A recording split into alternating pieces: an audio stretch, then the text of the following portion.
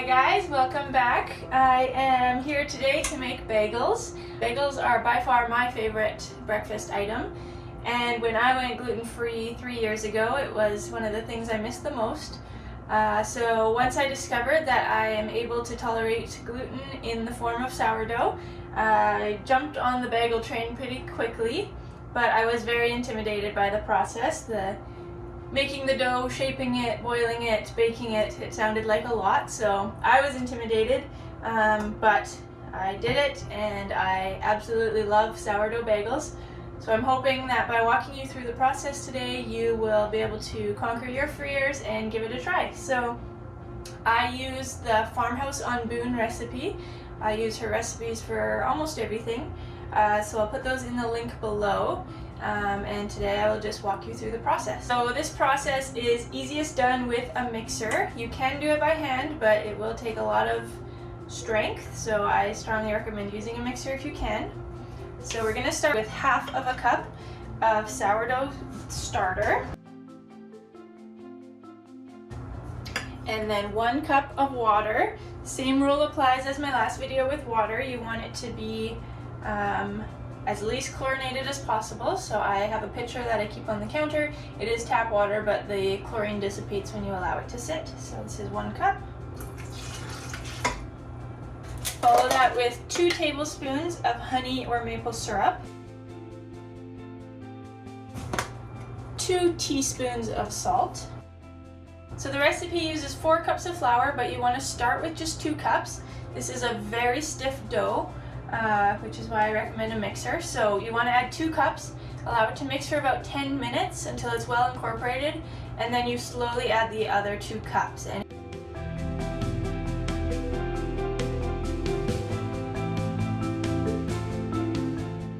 So the dough has mixed until it's been incorporated, and now I'm going to add the second half of the flour.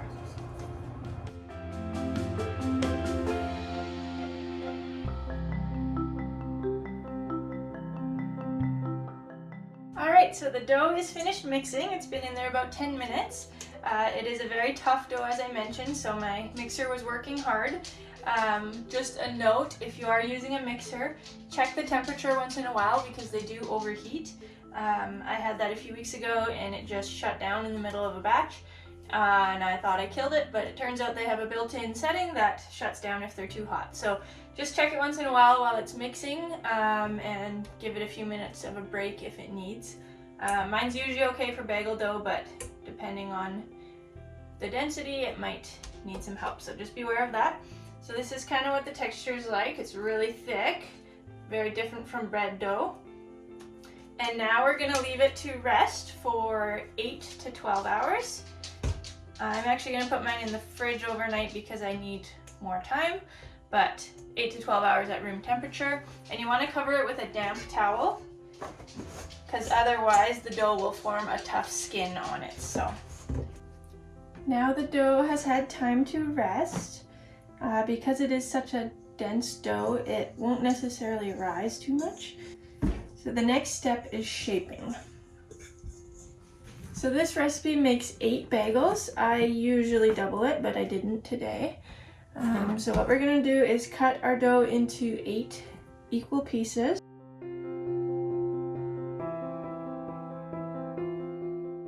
Okay, so now we've got 8 equal pieces, and you want to just roll them into a ball as much as possible. You want to press them down a little bit, and then poke a hole in the middle and kind of stretch it out a little. We're going to let them rise again for another between 1 to 4 hours depending on the temperature of your house. So they will puff up and the hole will get a lot smaller, so you can stretch it out, make it bigger. Just like that.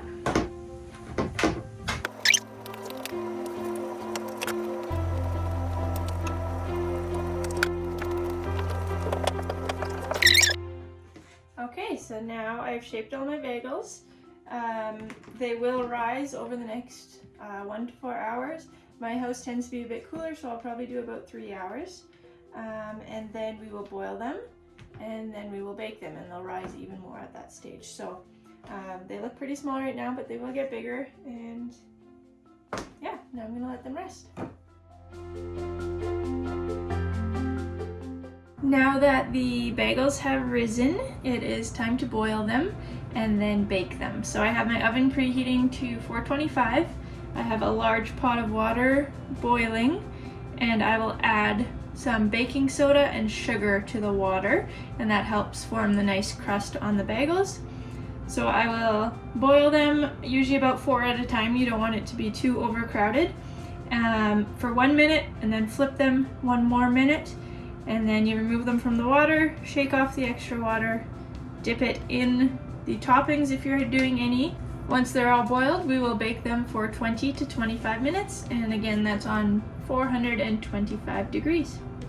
So once the water's boiled, I will add 1 tablespoon of sugar and 1 tablespoon of baking soda.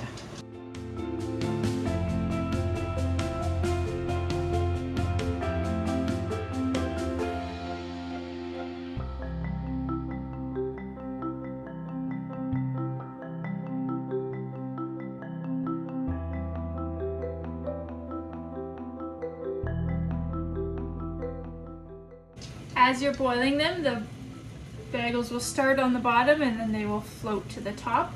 That's a good sign that they have proofed correctly.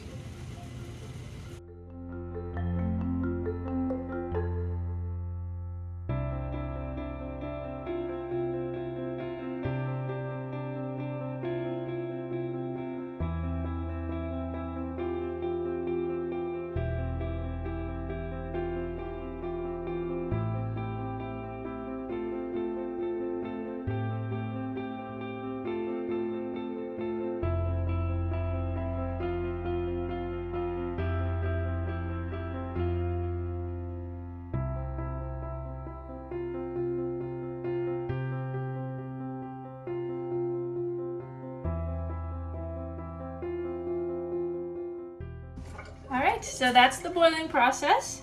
Have all our nicely boiled bagels here. You can feel they're already forming a crust on there. And now we will bake them for about 20 minutes on 425 degrees.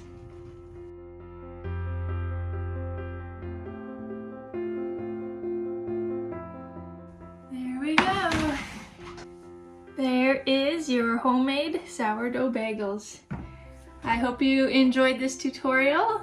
Feel free to like and subscribe for future videos, and let me know if there's any other recipes that you would like to see, and I hope you enjoy.